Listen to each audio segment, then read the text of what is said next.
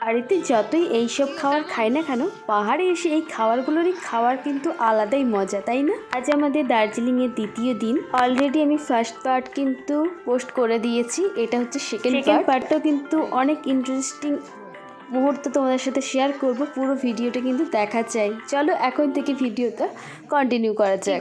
দুজন চাওয়ালির সাথে কেমন লাগছে?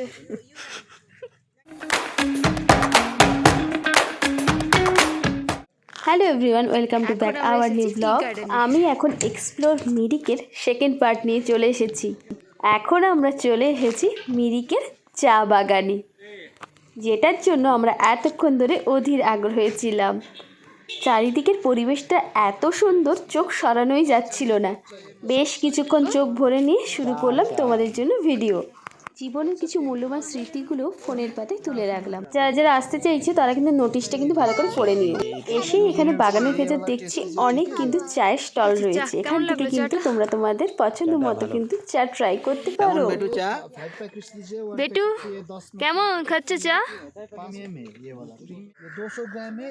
আমরা অনেক রকমের ট্রাই করলাম, বেশ ফ্লেভারগুলো কিন্তু বেশ ভালো।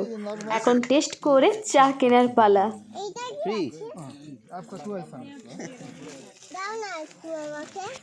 এই যে বাড়ির সকলের জন্য একটু চা কিনে নিলাম। কিছু স্মৃতি ক্যামেরা বন্দি না করলেই নয়, তাই না? সে কারণে চলে আসা এখানে। এই যে আমার মামাম কিন্তু একদম রেডি। এখন টি গার্ডেনে আমরা এখন চা পাতা তুলবো, তাই তো? আমাদেরকে কেমন লাগছে জানিও। কিছু করেছি ঠিকই, কিন্তু ওই যে কপাল খারাপ, চা বাগানে কিন্তু এখন আর কাউকে ঢুকতে দিচ্ছে না। কিন্তু এই যে বাচ্চার মন কি করে বোঝাবো বলো? অনেক ভিডিও দেখেছে চা পাতা তোলা, সেজন্য আমার ছোট্ট মাম্মাম ঘাসগুলো তুলেই ভাবছে চা পাতা তুলছে। যাই হোক, কিছু ছবি তুলে নিয়েছি। এবার চলো নেক্সট ডেস্টিনেশনে যাওয়া যাক। পাহাড়ে এসেছি, পাহাড়ি ম্যাগি না খেলে হয় বলো? তো এখন এসেছি আমরা একটু স্ন্যাক্স টাইম, তো ম্যাগি।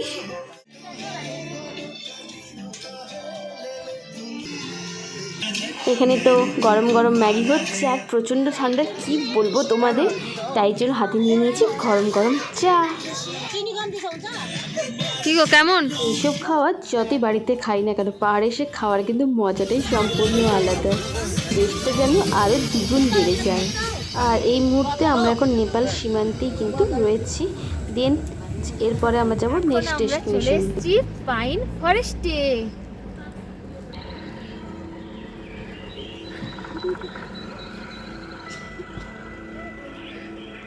জায়গাটা কিন্তু বেশ মায়াবী মায়াবী, তাই না? এই জায়গাটার কিন্তু একটা বিশেষ নামও রয়েছে, লেপচা জগৎ। বেটু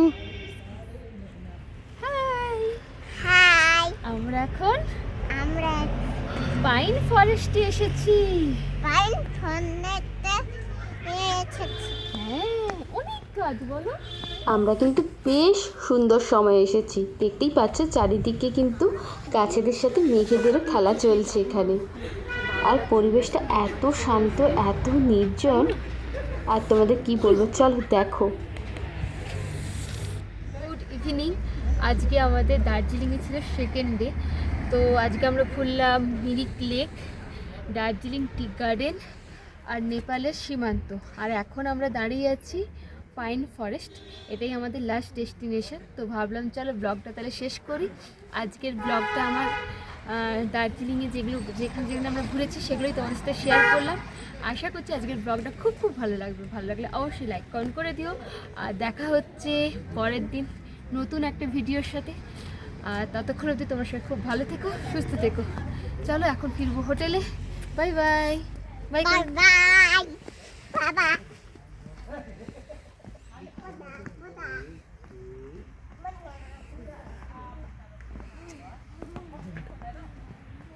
এভরিওয়ান, গুড ইভিনিং। সন্ধেবেলায় আমরা এখন চলে এসেছি একটু মেলায় হাঁটাহাঁটি করতে। তারপরে দেখলাম এখানে চলছে একটা নেপোলিয়ান কনসার্ট। চলো দেখি আর তোমাদের সাথে শেয়ার করি। আশা করছি তোমাদের ওই ভিডিওটা খুব ভালো লাগবে। राइट सो बादल अनि उहाँको वर्क तपाईँले हेर्न चाहनुहुन्छ भने चाहिँ यो जुन चाहिँ क्युआर कोड रहेको छ, हजुरहरूले एकदमै मोबाइल फोन अन गरेर अलिकति स्क्यान गरेर यो स्क्यान गरिदिनुहोस् है।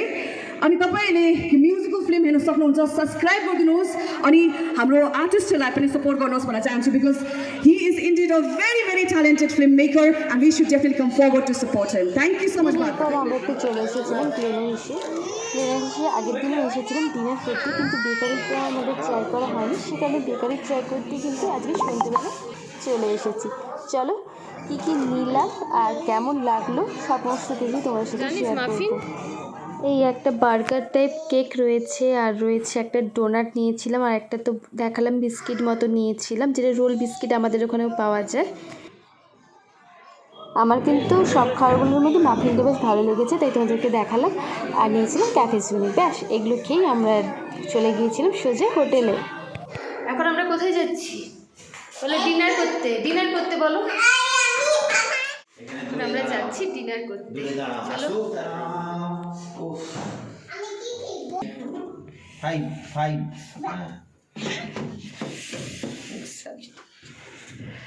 কিছু দেখা যাচ্ছে না বেটু তুমি ডিনার করবে তো প্রচন্ড ঠান্ডা এখানে বেটু গুড ইভিনিং বলবে তো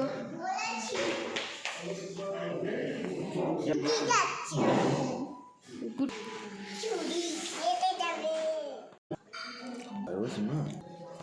পাপড় চলো সবাইকে বাই গুড নাইট আমাদের ডিনার চলে এসেছি এখন করবো ডিনার দেখা হচ্ছে সকাল সকাল বাই